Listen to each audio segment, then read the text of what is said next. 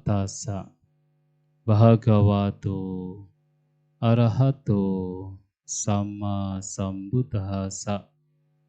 Namo tassa bhagavato arahato sama sambuddhassa. Kalena dhamma sawanang etam manggalamuttamang. Mendengarkan dhamma pada saat yang sesuai, itulah berkah utama. Yang saya hormati Bante Karunasilo, kepada Bapak Ibu, Saudara-saudari sekalian, selamat malam semuanya. Terpujilah Sang Buddha, Namo Buddhaya. Pada kesempatan malam hari ini, kita bersama-sama melakukan puja dalam rangkaian melakukan patidana, pelimpahan jasa yang dilakukan oleh umat Buddha Surabaya, terutama Dhammadippa Pandegiling ini. Dan tentu pelaksanaan patidana sudah sering kita lakukan, terutama sebagai umat Buddha, dan memang merupakan satu hal yang sangat baik, terutama kita sebagai keluarga yang masih hidup, untuk mereka sanak keluarga yang telah tiada, yang telah meninggalkan kita semua. Kalau kita perhatikan memang bahkan di dalam berbagai agama, kepercayaan, bahkan tradisi lokal, banyak sekali yang mereka punya kepercayaan, termasuk kita, agama Buddha, umat Buddha, punya kepercayaan bahwa ketika seseorang meninggal dunia, orang demikian masih harus lahir atau melanjutkan dalam kehidupan selanjutnya. Bahwa kematian bukanlah sebagai akhir dari sebuah kehidupan. Setiap manusia, setiap makhluk, dan kita sebagai umat Buddha meyakini selama seseorang, selama makhluk tersebut masih memiliki bahan bakar untuk dilahirkan setelah kematian, maka ia harus dilahirkan kembali di alam selanjutnya. Dan juga banyak tradisi, kepercayaan, dan bahkan hampir semua agama juga percaya bahwa setelah kematian masih ada kehidupan. Apakah agama Islam, agama Kristen, agama Hindu, mereka percaya bahwa kematian bukan akhir sebuah kehidupan. Akan ada kehidupan setelah kematian. Dan karena keyakinan terhadap kehidupan setelah kematian, banyak cara yang dilakukan oleh berbagai agama, tradisi, bahkan kepercayaan lokal untuk bagaimana agar sanak keluarga yang telah meninggal mendapatkan kebahagiaan di alam selanjutnya. Sebagai contoh misalnya, di Nepal itu ada salah satu tradisi yang disebut sebagai Gai Jatra, yang biasanya dilakukan oleh masyarakat di Nepal pada bulan sekitar Agustus, September. Mereka menuntun sapi, kemudian dibawa ke tengah kota. Mereka punya kepercayaan dengan cara demikian, maka sanak keluarga yang telah meninggal dunia bisa dituntun untuk dilahirkan di alam yang lebih baik. Itu kepercayaan mereka. Dan apalagi kalau kita ke India, banyak sekali kepercayaan, banyak sekali tradisi upacara yang dilakukan agar sanak keluarga yang telah meninggal dunia betul-betul dianggap bisa terlahir di alam yang bahagia. Sebagai contohnya adalah mereka kebanyakan, terutama umat Hindu di India, yakin bahwasanya ketika orang meninggal dunia dan kemudian jasadnya dikremasi, apalagi dikremasi di daerah Varanasi, dan abunya dilarung di Sungai Gangga, nah, bagi mereka dipercaya sebagai cara agar yang telah meninggal dunia dapat mendapatkan kebahagiaan di alam selanjutnya. Dan mereka juga punya tradisi yang disebut sebagai Pitru Paksa Puja, yang dilakukan dengan cara melarungkan berbagai macam makanan ke sungai. Dan mereka percaya bahwa dengan cara demikian, sanak keluarga yang telah meninggal dunia bisa menikmati makanan yang dilarung. Itu keyakinan mereka. Dan bahkan keyakinan demikian atau keyakinan bahwasanya ada cara-cara yang dilakukan untuk bisa menyelamatkan sanak keluarga yang telah tiada juga dilakukan di masyarakat Indonesia. Ada satu tradisi yang melakukan di mana percaya ketika ada sanak keluarga yang telah meninggal dunia, maka jasadnya mau tidak mau harus dikremasi. Ya kan, seperti di tradisi di Bali.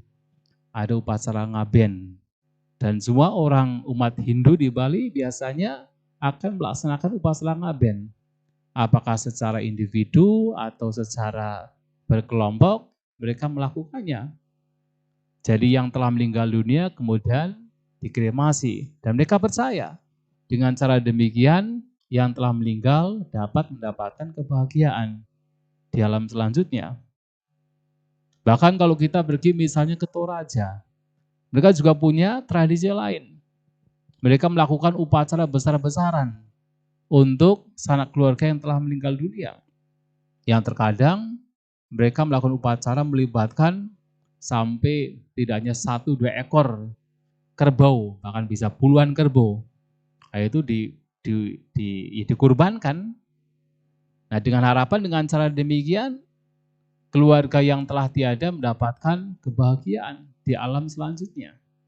Banyak cara yang dilakukan oleh berbagai kepercayaan, berbagai tradisi, termasuk kepercayaan lokal untuk melakukan sesuatu upacara agar sanak keluarga yang telah meninggal dunia dapat dilahirkan di alam yang bahagia. Nah, pertanyaannya adalah apakah agama Buddha juga punya cara? Ternyata agama Buddha juga punya cara. Kita juga punya keyakinan bahwasanya setiap manusia, setiap makhluk yang telah meninggal dunia, seperti yang tadi saya sampaikan, sebelum bahan bakarnya bisa dilenyapkan, bisa dihancurkan, maka harus dilahirkan di alam lain. Nah, kelahiran di alam lain tergantung pada perbuatan yang dilakukan oleh orang tersebut selama hidupnya. Ketika kemudian selama hidupnya melakukan perbuatan-perbuatan yang baik, maka memungkinkan orang tersebut lahir di alam yang bahagia. Tetapi sebaliknya, ketika dalam kehidupan sekarang seseorang melakukan hal-hal yang tidak baik, yang buruk, maka memungkinkan orang tersebut lahir di alam yang menderita. Lantas kalau kemudian sudah telah di alam menderita, apa yang mesti dilakukan oleh sanak keluarga yang masih hidup? Nah, di sini Sang Buddha memberikan cara yang tidak lain adalah kita yang masih hidup, sanak keluarga yang masih hidup harus melakukan kebaikan. Harus melakukan kebajikan dengan mengatasnamakan keluarga yang telah meninggal. Melakukan kebajikan dengan harapan atau berharap keluarga yang telah meninggal ikut berbahagia dengan kebajikan yang kita lakukan. Dan kalau ternyata keluarga yang meninggal dunia dan terlahir di alam yang kurang beruntung, ikut berbahagia dengan kebajikan kita, maka mereka akan tertolong.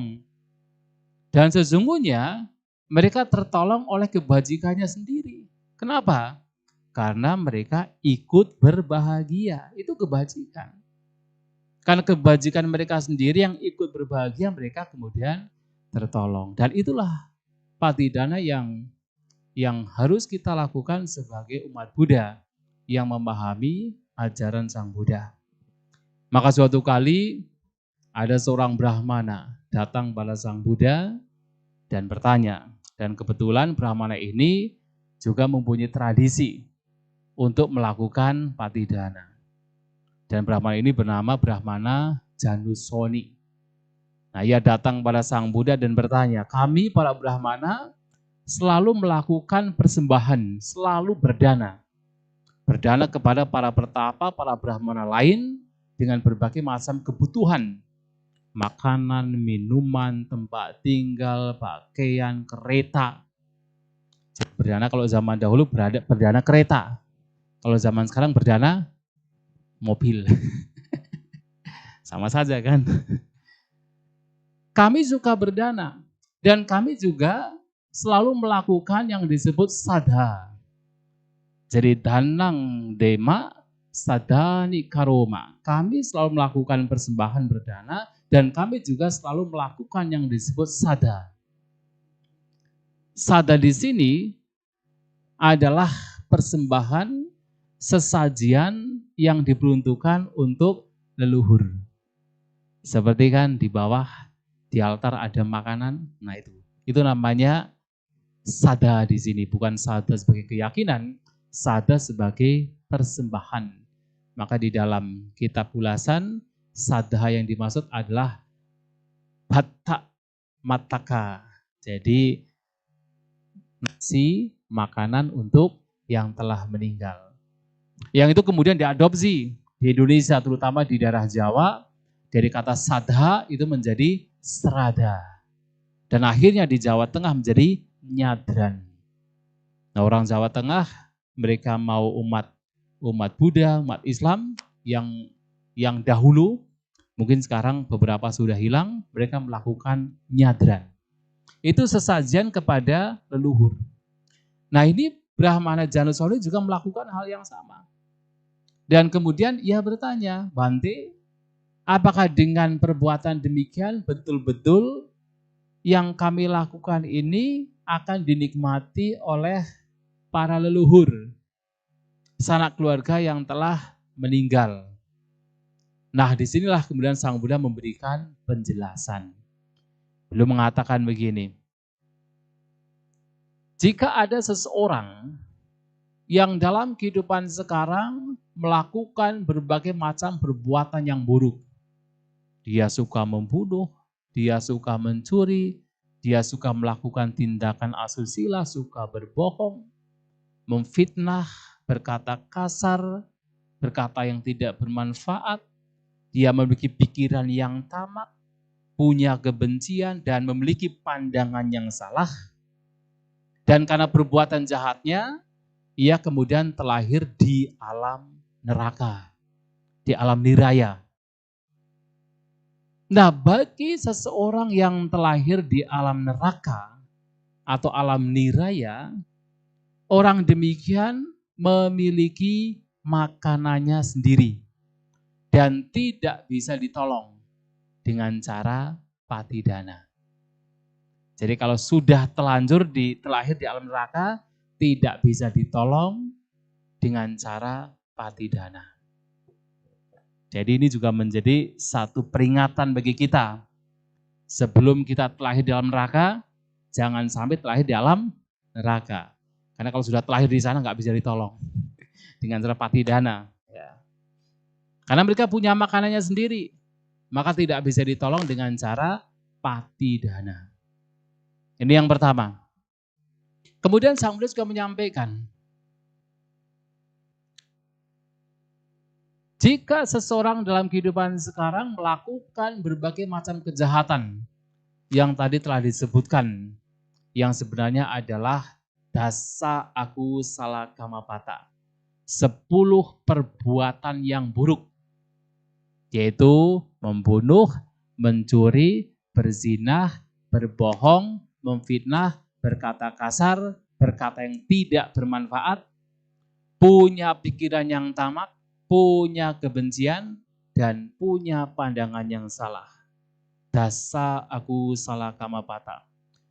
Dan karena kejahatan inilah kemudian ia terlahir di alam sebagai binatang. Sebagai binatang. Entah terlahir sebagai kecoa, atau sebagai nyamuk, sebagai kuda, sebagai gajah, terlahir di alam binatang. Ternyata kita tahu bahwa alam binatang memiliki juga makanannya sendiri. Dan mereka tidak bisa ditolong dengan cara patidana. Ya, dengan cara patidana ketika terlahir di alam binatang juga tidak bisa ditolong. Maka ini juga menjadi perhatian peringatan bagi kita. Jangan sampai terlahir sebagai binatang. Nah, kemudian Sang Buddha juga menyampaikan, jika seseorang dalam kehidupan sekarang, ia melakukan berbagai macam kebaikan. Nah, dia kalau tadi kan melakukan berbagai macam keburukan, nah sekarang melakukan berbagai macam kebaikan. Dia tidak membunuh, tidak mencuri, tidak berzina, tidak berbohong, tidak memfitnah, tidak berkata kasar, tidak berkata yang tidak bermanfaat, tidak punya pikiran tamak. Dia juga tidak memiliki pikiran kebencian, melatih dirinya untuk senantiasa memunculkan pikiran cinta kasih, dan dia punya pandangan yang benar. Dan karena kebaikan-kebaikan orang tersebut, ia meninggal dan dia terlahir sebagai manusia. Dan kita tahu manusia juga punya makanannya sendiri. Dengan cara patidana itu juga tidak menolong. Jadi manusia dengan cara patidana juga tidak menolong. Nah, kemudian ada kasus lagi di mana seseorang melakukan berbagai macam kebaikan demikian sama. Dan karena kebaikannya dia terlahir sebagai dewa. Dia terlahir di alam surga. Dan ternyata alam surga juga memiliki makanannya sendiri. Dan ternyata yang terlahir di alam surga pun juga tidak bisa ditolong dengan cara patidana. Dan ngapain juga ditolong? Wong sudah bahagia. Nah, jadi tidak bisa mendapatkan dampak yang sangat signifikan. Mengapa saya mengatakan sangat signifikan? Karena tetap ada dampaknya juga. Tetapi tidak mendapatkan dampak yang sangat signifikan dengan cara patidana ketika seseorang terlahir di alam surga sebagai dewa. Nah, tetapi ternyata Sang Buddha menyampaikan ada kasus di mana seseorang dalam kehidupan sekarang melakukan berbagai macam kejahatan, yaitu dasa aku salah kamapata, 10 perbuatan yang jahat, membunuh, mencuri, berzinah, berbohong, berkata yang sifatnya memecah belah atau memfitnah, berkata kasar, berkata yang tidak bermanfaat, punya pikiran tamak, punya kebencian, dan dia punya pandangan yang salah. Dan karena kejahatan yang ia lakukan, baik melalui ucapan, perbuatan jasmani, ataupun pikiran, ternyata ia terlahir di alam peta, hungry ghost, atau hantu kelaparan. Dan Sang Buddha menyampaikan ternyata ketika seseorang terlahir di alam peta, hantu kelaparan, makhluk demikian bisa ditolong dengan cara patidana, pelimpahan jasa. Maka yang bisa memperoleh patidana itu adalah ketika terlahir di alam peta, alam hantu kelaparan, atau sering disebut sebagai setan gentayangan. Pernah lihat ya? Pernah lihat? Itu suster ngesot apa gitu ya. Karena tadi malam ada yang tanya ke saya itu, gimana Bante? Hantu yang namanya suster ngesot, itu kan di film gitu ya. Ya, mereka bisa ditolong dengan cara patidana. Akan tetapi ternyata tidak semua makhluk peta. Tetapi ini disampaikan di dalam kitab pengulas, kitab komentar. Tidak semua makhluk peta yang mendapatkan pertolongan dengan cara patidana. Hanya mereka yang disebut sebagai para datu pak jiwino peta, peta yang memang bisa bertahan, bisa hidup dengan cara bantuan sanak keluarga yang masih hidup, mereka yang bisa ditolong. Sementara yang lainnya juga tidak bisa ditolong. Dan bahkan para datu pak jiwino pun juga tidak semua bisa ditolong. Kalau kemudian tidak ikut berbahagia. Kan bisa juga. Karena yang menolong sebenarnya mereka sendiri. Kalau sanak keluarga yang melakukan kebaikan, kemudian mereka ikut berbahagia, itulah yang sebenarnya yang akan menolong mereka. Kalau mereka tidak ikut berbahagia, tidak tertolong. Nah ini disampaikan oleh Sang Buddha. Lantas Brahmana tersebut bertanya kembali.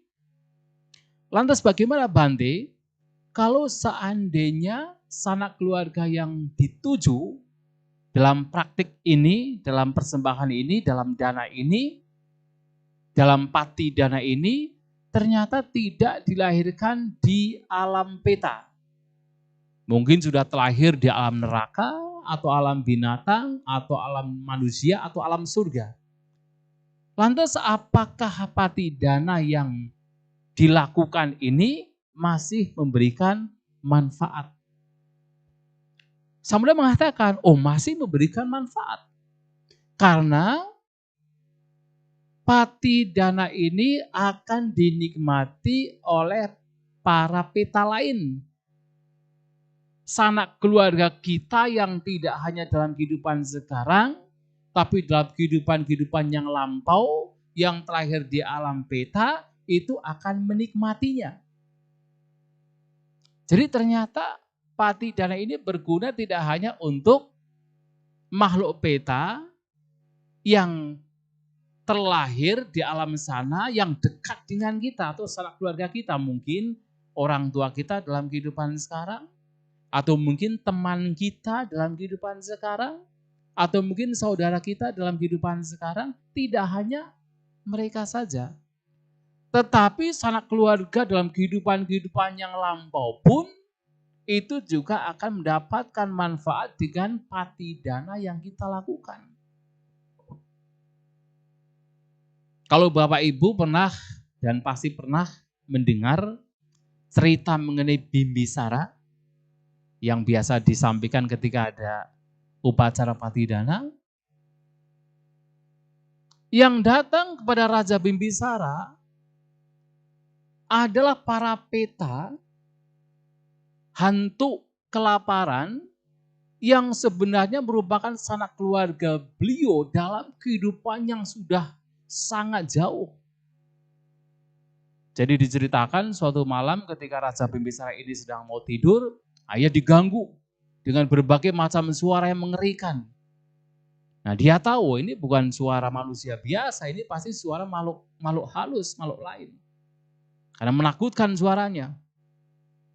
Keesokan harinya Raja Bimbisara datang pada Sang Buddha. Menceritakan, tadi malam banyak suara yang mengerikan, yang menakutkan. Siapa mereka? Nah, Sang Buddha mengatakan bahwa mereka adalah makhluk peta. Yang merupakan sanak keluarga Raja Bimbisara dalam kehidupan yang lampau sekali. Sudah 92 kalpa yang lampau. Wah, satu kalpa saja sudah sulit menghitung, bahkan hampir tidak bisa dihitung. Ya kan, apalagi 92 kalpa, itu udah lama sekali. Nah ceritanya adalah dalam kehidupan yang lampau ini Raja Bibisara ditugaskan sebagai ketua panitia dalam sebuah acara besar Mahasanggadana. Mahasanggadana adalah persembahan yang besar kepada sangga berupa makanan dan sebagainya yang pada waktu itu dipersembahkan untuk Buddha bernama Buddha Pusa dan Biku Sangga. Dan Raja Bimbisara ditugaskan oleh 3 putra raja untuk menjadi ketua panitia. Nah sekarang siapa ketua panitianya nih? Dalam Patidana ini ada ya. Nah jadi ketua panitia yang mengatur semuanya. Tetapi ternyata ada banyak sanak keluarga Raja Bimbisara yang ikut dalam upacara besar tersebut, Mahasanggadana tersebut, yang ternyata mereka itu bukan ikut membantu. Tetapi justru mereka itu banyak mencuri makanan. Makanan yang harus diperuntukkan untuk Sang Buddha dan Sangga itu dicuri oleh mereka.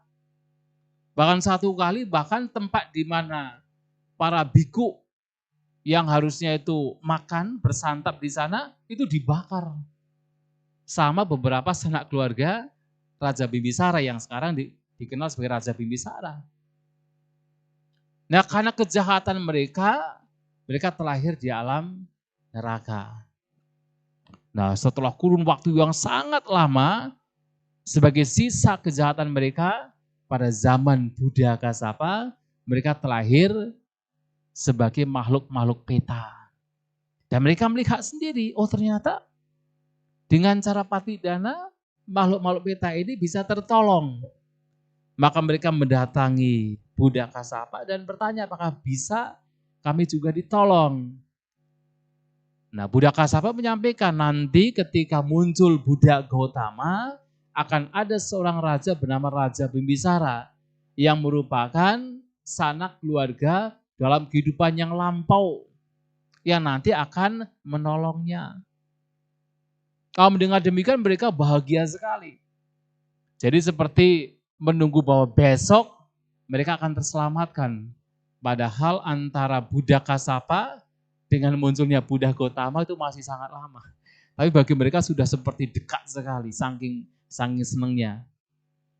Nah kemudian ketika betul Buddha Gautama muncul, Raja Bimbisara juga akhirnya bertemu dengan Sang Buddha, mendengarkan dhamma beliau, mencapai kesucian Sotapanna. Nah, Raja Bimbisara kemudian mempersembahkan vihara bernama Veluwana. Mereka berpikir bahwa ketika raja ini mempersembahkan Veluwana, raja ini akan ingat dengan sanak keluarga yang telah meninggal dunia dengan leluhurnya. Nah, mereka mengharapkan untuk mendapatkan kebahagiaan ketika Raja Bimbisara betul-betul berniat berdana Veluwana, berdana vihara, mengatasnamakan sanak keluarga yang telah meninggal. Ternyata ditunggu-tunggu, Raja Bimbisara tidak punya maksud demikian. Dan mereka tidak tertolong. Mereka merasa kecewa sekali, itulah kemudian di malam hari mereka mendatangi Raja Bimbisara dengan suara-suara yang mengerikan. Mereka datang sebenarnya ya ingin meminta bantuan. Jadi artinya kalau nanti Bapak Ibu melihat ada kuntilanak atau apa gitu ya, jangan dianggap mereka itu datang untuk menghantui, tapi untuk meminta bantuan. Nah itulah kemudian diceritakan pada Sang Buddha dan akhirnya Sang Buddha menyampaikan dengan cara patidana mereka bisa tertolong. Maka keesokan harinya Raja Bimbisara mempersembahkan makanan, minuman, jubah kepada Sang Buddha dan para siswa. Dan ketika makanan dipersembahkan, ia merenungkan idang me nyatinang hotu. Semoga jasa ini, kebajikan ini melimpah kepada sanak keluarga saya. Nah mereka ikut berbahagia. Begitu mereka ikut berbahagia, wah disitulah secara ajaib muncullah makanan surgawi. Kemudian ketika Raja Bibisara mempersembahkan minuman, merenungkan idang me nyatinang hotu. Semoga kebajikan ini melimpah untuk sanak keluargaku. Dan begitu mereka berbahagia, muncullah air surgawi. Mereka mandi dan minum. Dan ketika Bibisara mempersembahkan jubah untuk Sang Buddha dan Biku Sangga, juga merenungkan idang me nyatinang hotu. Semoga kebajikan ini juga melimpah kepada sanak keluarga saya. Dan ketika itu dilakukan, muncullah pakaian surgawi. Mereka menikmati makanan, minuman, pakaian surgawi. Mereka meninggal di sana dan lahir di alam surga. Itulah bagaimana dengan mempraktikkan patidana ini bisa menolong mereka. Lantas ada pertanyaan, tapi Bante kenapa di dalam Etawata kok kita juga melakukan patidana untuk para dewa? Kan begitu kan? Kemudian di dalam patidana juga ada kan kita melimpahkan kebajikan untuk bahkan ibu dan ayah kita, semua makhluk, para dewa dan seterusnya. Sebenarnya melakukan patidana hanya sharing, hanya berbagi kebajikan, mengharapkan makhluk lain ikut berbahagia, yaitu baik. Dan ketika kita melakukan kebaikan, mengharapkan para dewa ikut berbahagia, apakah bisa mereka berbahagia? Kenapa tidak? Mereka bisa ikut berbahagia. Hanya saja kekuatannya tidak seperti ketika kita melimpahkan kebajikan untuk sanak keluarga yang terakhir di alam peta. Yang betul-betul mereka menikmatinya, bahkan bisa mati di sana, terlahir di alam surga. Tapi kalau untuk para dewa ya ikut berbahagia. Bahkan kita melakukan kebajikan, mengatasnamakan orang tua kita yang masih hidup, apakah orang tua kita berbahagia? Berbahagia. Tetapi tidak sampai kemudian orang tua berbahagia meninggal, kan enggak. Tidak demikian kan? Malahan kan kita berharap mereka berumur panjang kan.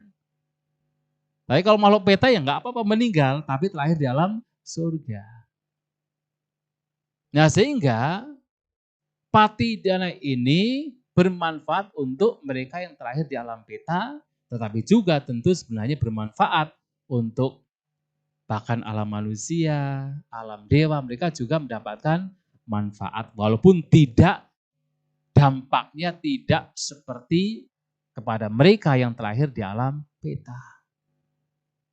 Nah maka Sang Buddha menyampaikan bahwasanya yang menikmati itu sekali lagi tidak hanya yang terlahir atau yang katakan sanak keluarga kita yang dekat sekarang dalam kehidupan sekarang, yang mungkin terlahir di alam yang kurang menguntungkan, alam peta, tapi juga makhluk-makhluk peta yang merupakan sanak keluarga kita yang sudah sangat lama pun juga bisa menikmati. Tetapi walaupun demikian, tetap bertanya Brahmana tersebut, lantas bagaimana Bante? Kalau seandainya sanak keluarga yang sekarang dan juga sanak keluarga yang lampau tidak ada yang terlahir di alam peta. Bagaimana dengan praktik patidana ini? Sang Buddha mengatakan, adanang ko itang brahmano anawakaso. Bahwa tidak mungkin dan tidak akan terjadi dalam pengembaraan di alam kehidupan yang sudah begitu lama, di alam peta tersebut tidak ada sanak keluarga kita yang terlahir di sana. Dikatakan tidak mungkin dan tidak akan pernah terjadi. Artinya pasti ada makhluk peta di alam peta yang merupakan sanak keluarga kita, walaupun tidak di kehidupan sekarang, tapi di kehidupan yang lampau. Dalam pengembaraan kita sebagai makhluk yang sudah tidak terhitung banyaknya, pasti ada makhluk peta atau sanak keluarga yang terlahir di alam peta. Ini pernyataan Sang Buddha. Tetapi walaupun demikian, Brahmana tersebut masih mengatakan, tapi seandainya memang betul-betul tidak ada, artinya betul-betul tidak ada, apakah praktik berdana, karena di dalam patidana itu harus ada berdana, apakah praktik berdana ini tetap direkomendasikan oleh Sang Buddha, walaupun seandainya tidak ada makhluk peta? Sang Buddha mengatakan praktik berdana tetap beliau rekomendasi untuk siapapun melakukan. Dan karena itu merupakan kebaikan, merupakan kebajikan yang bermanfaat bagi praktisi atau bagi pemberi. Jadi dalam patidana ini artinya seandainya pun tidak ada sanak keluarga kita yang terlahir di alam peta, patidana ini masih bermanfaat bagi kita yang melakukan. Mengapa? Karena syarat kita melakukan patidana tidak lain adalah melakukan kebaikan, melakukan kebajikan. Dan kebajikan pasti akan memberikan kebahagiaan. Maka Sang Buddha memberikan penjelasan lagi. Ada kasus di mana ada seseorang yang dia itu melakukan berbagai macam kejahatan. Seperti tadi, membunuh, mencuri, berzina, berbohong, berkata kasar, memfitnah, berkata yang tidak bermanfaat, punya pikiran tamak, punya pikiran kebencian, pandangannya salah, tetapi dia masih suka berdana. Dia berdana kepada para pertapa, kepada para brahmana, berdana makanan, minuman, tempat tinggal, berdana pakaian, atau kalau para biku berdana jubah, berdana kereta. Cuman kalau kereta sekarang nggak digunakan bersuma, ya kan? Nah, karena perbuatan demikian, dia terlahir sebagai gajah. Jadi karena kejahatan dia terlahir sebagai gajah.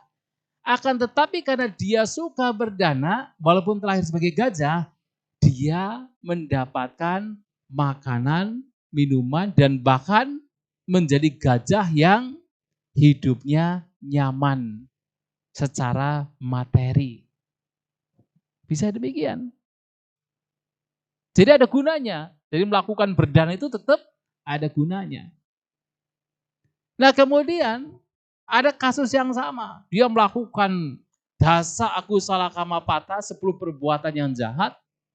Tetapi dia masih suka berdana. Dan karena perbuatan itulah dia terlahir sebagai seekor kuda. Karena kejahatannya dia terlahir sebagai seekor kuda. Tetapi walaupun demikian, walaupun dia terlahir sebagai seekor kuda, dia mendapatkan makanan yang enak. Ada kan? Kuda yang mungkin secara material lebih hebat dari kita ya. Kan itu ada kuda-kuda yang paling mahal itu. Kuda apa? Pegasus apa itu namanya itu. Yang harganya itu 1.113 miliar.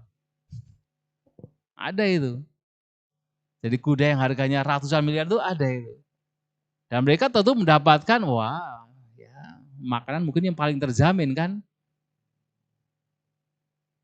Tapi enggak makan Kentucky Fried Chicken kayaknya ya, kuda ya. Nah artinya adalah walaupun dia terlahir sebagai kuda karena perbuatan berdananya, dia masih mendapatkan kebahagiaan secara makanan. Ya. Ada kasus yang sama, melakukan berbagai macam kejahatan, tapi dia masih suka berdana. Dan dia terlahir sebagai seekor anjing. Nah, pernah lihat kan? Ada anjing yang walah diperhatikan lebih dari manusia kan. pakaiannya juga yang mahal-mahal, makanannya juga yang mahal-mahal, kemudian masuk ke salon gitu kan, kita aja nggak pernah ke salon. Ada anjing yang sampai masuk ke salon. Nah ternyata anjing demikian dulu dalam kehidupannya lampau memiliki berbagai macam kejahatan, tetapi dia masih suka berdana. Nah karena kebaikan berdananya itulah maka walaupun terlahir sebagai anjing, nah dia secara makanan, minuman, pakaian itu lebih terjamin daripada manusia yang tidak pernah berdana. Maka berdana ini wah sangat penting. Dan apalagi kemudian Sang Buddha menyampaikan, ada seseorang yang dalam kehidupan sekarang menghindari 10 perbuatan yang jahat. Tidak membunuh, tidak mencuri, tidak berzina, dan seterusnya. Dan dia juga masih suka berdana. Dan ketika terlahir sebagai manusia, tidak hanya terlahir sebagai manusia biasa, tetapi secara kebahagiaan panca indera lebih daripada manusia-manusia lainnya. Dia hidup berkecukupan secara materi, makanannya juga terjamin, tidak pernah kekurangan, pakaiannya juga terjamin. Karena dia suka berdana kereta kepada para brahmana, para pertapa, nah dia juga punya, ketika terlahir sebagai manusia, punya Lamborghini. Nah, jadi lebih daripada orang yang tidak suka berdana. Dan bahkan ketika terlahir sebagai dewa, dia juga terlahir dengan memiliki kenikmatan panca indera yang lebih daripada para dewa lainnya. Itulah kenapa patidana yang salah satu syaratnya adalah dengan cara berdana itu tetap akan memberikan manfaat bagi praktisi. Kalaupun seandainya tidak ada makhluk peta atau sanak keluarga yang telah di alam peta, walaupun Sang Buddha mengatakan tidak mungkin, akan tetapi seandainya pun tidak ada praktik patidana yang syaratnya adalah melakukan kebaikan, tetap akan memberikan manfaat. Oleh sebab itu, apa yang telah dilakukan berkenaan dengan patidana adalah kebaikan, dan setiap kebaikan pasti memberikan buah kebahagiaan.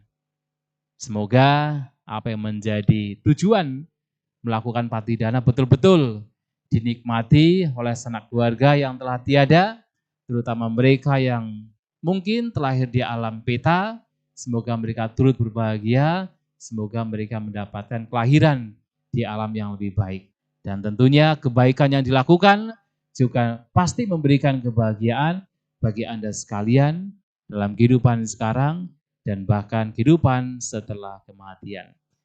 Semoga kita semua berbahagia, sapi sata bawandu skitata, semoga semua makhluk berbahagia.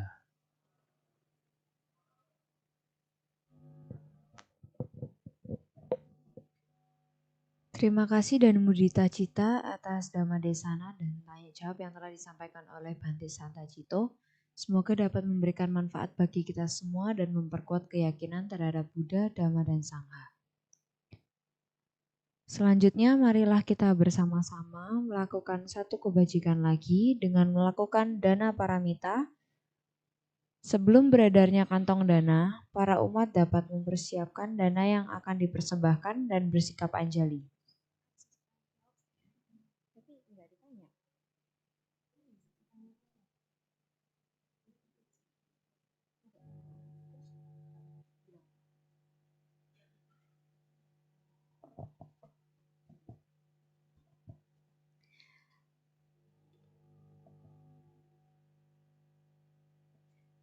Sekarang waktunya sesi tanya jawab. Mohon maaf terlewat Bhante tadi. Jadi untuk umat yang ingin bertanya dipersilakan. Boleh angkat tangannya.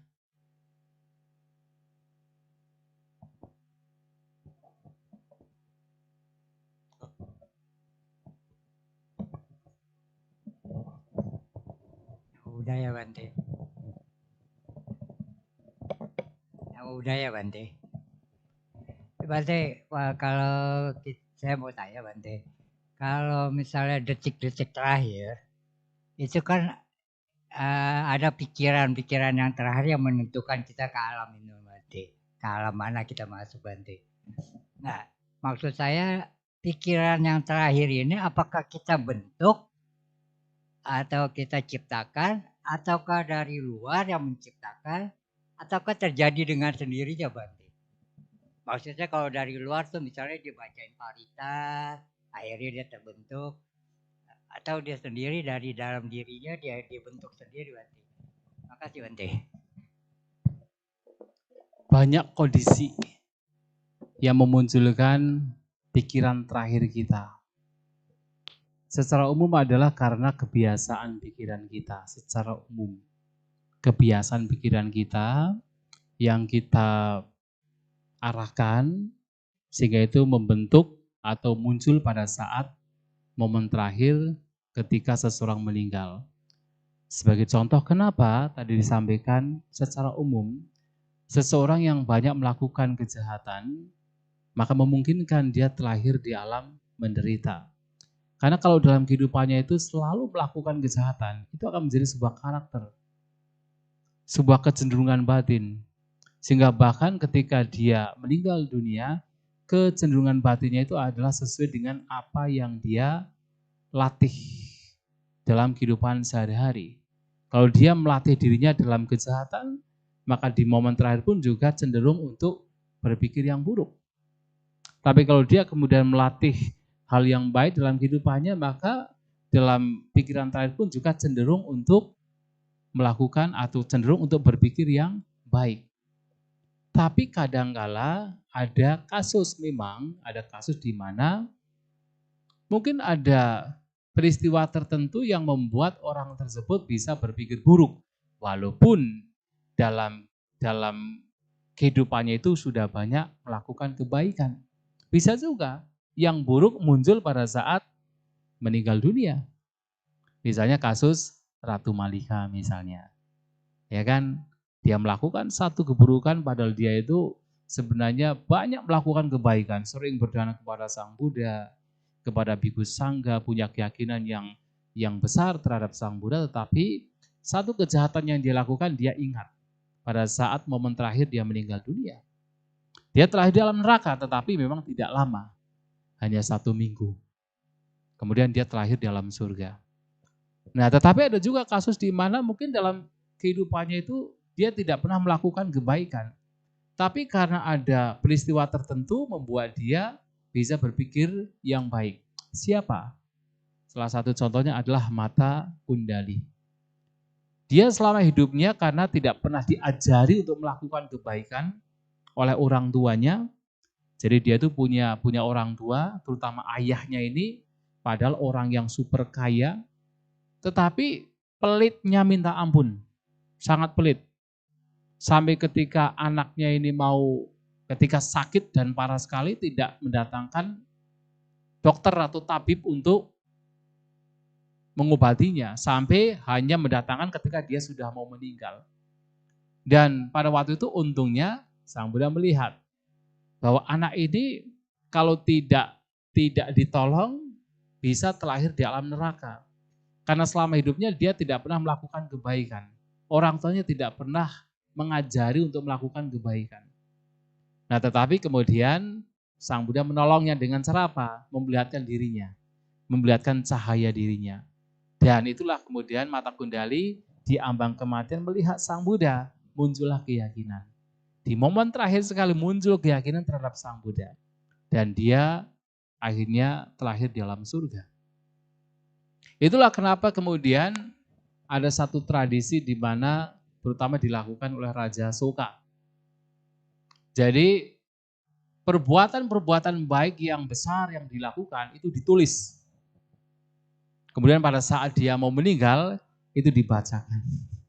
Dibacakan supaya apa? Untuk menjadi pengingat bahwa kamu telah banyak melakukan kebaikan.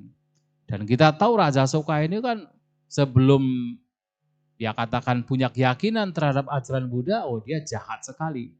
Membunuh banyak orang sebagai seorang raja. Maka dikenal sebagai Canda Soka. Canda Asoka. Jadi Asoka yang jahat. Tetapi kemudian ketika menjadi Buddhis, dia dikenal sebagai Dhammasoka. Nah, sehingga ketika meninggal, perbuatan-perbuatan baiknya itu termasuk misalnya dia membangun 84.000 stupa, itu dicatat. Kemudian dia menyokong sangga, dia menjadi supporter pada konsili ketiga, itu semua dicatat. Dan ketika dia mau meninggal, dibacakan. Dan itu tradisi demikian, itu dilakukan di negara Sri Lanka, raja-raja dahulu juga sama. Jadi kebaikan-kebaikan besar yang mereka lakukan dicatat. Dan ketika diambang kematian, ketika sakit parah, itu dibacakan.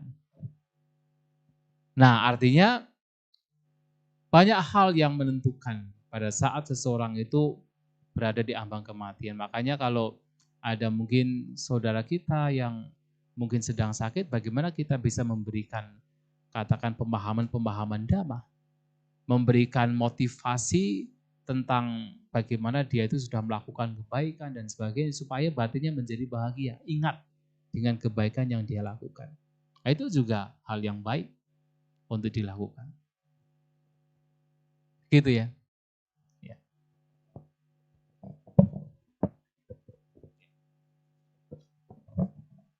Ya, silakan. Mungkin ada. Iya. Namo Buddhaya Bante. Bante, saya mau tanya tapi di luar topik. Saya pernah melihat konten Bante yang di Buddha Dhamma Indonesia. Saya mempelajari tentang sama sangkapa. Sama sangkapa. Sama Sangkapa. sangkapa. Iya. Bante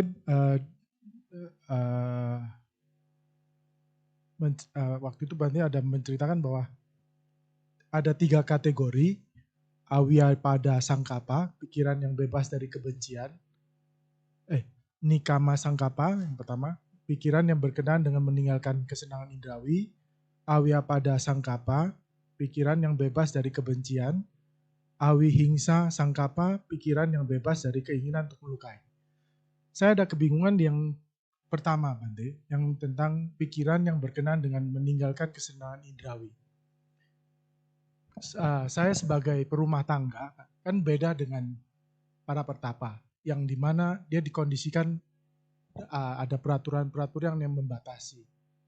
Sebagai perumah tangga, Bante, parameternya apa ya untuk bisa terbebas dari kesenangan? Padahal kan kita selalu berkontak di luar, berhubungan, itu semua indera-indera kita kan pasti akan terganggu, Bante. Kira-kira seperti apa bimbingannya? Ya memang dalam kehidupan sebagai berumah tangga memang berkenaan dengan kama sangkapa, bukan nikama sangkapa, tapi kama sangkapa itu lebih kuat.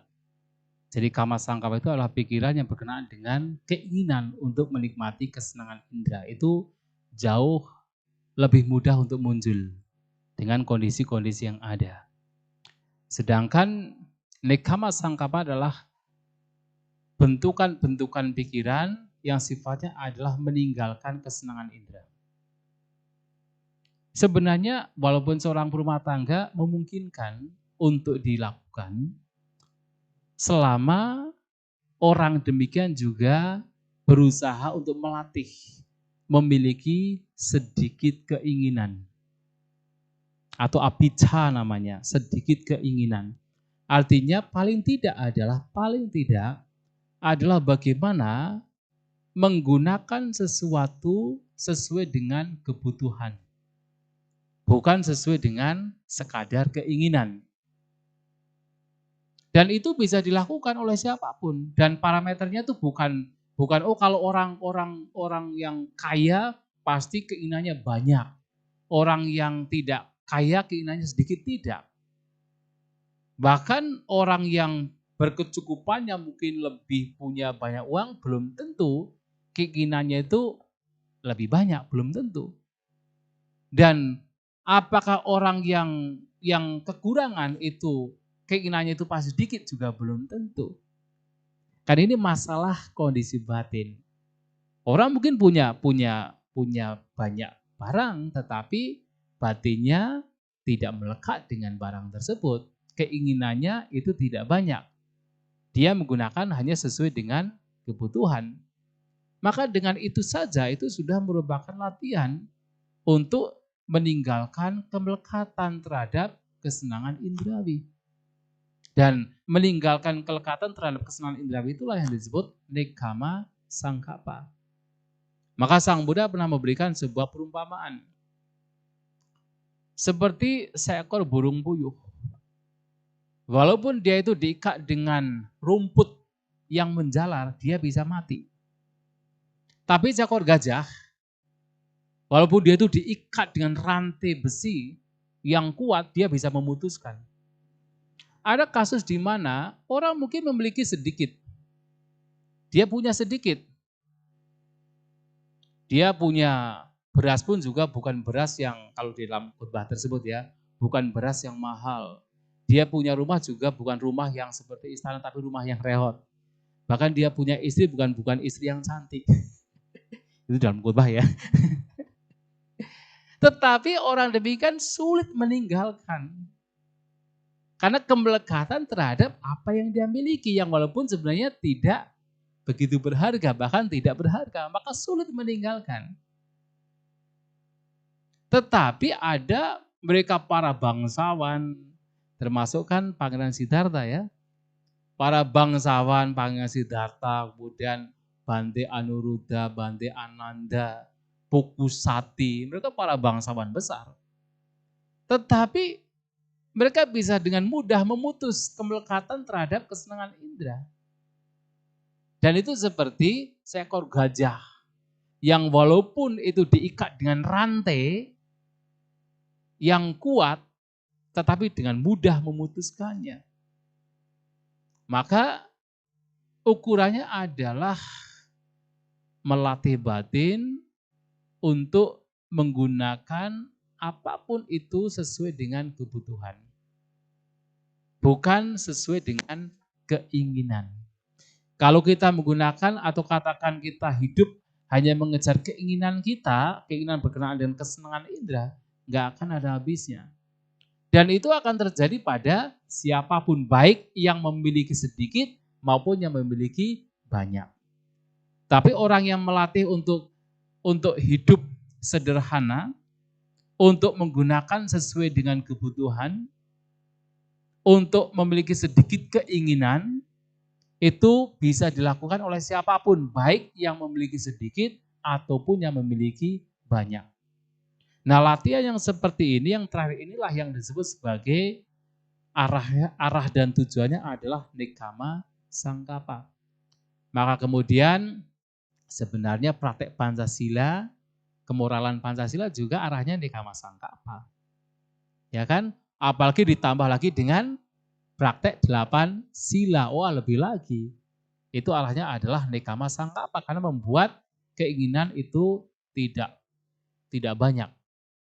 Membuat orang memiliki sedikit keinginan berkenaan dengan kesenangan indera.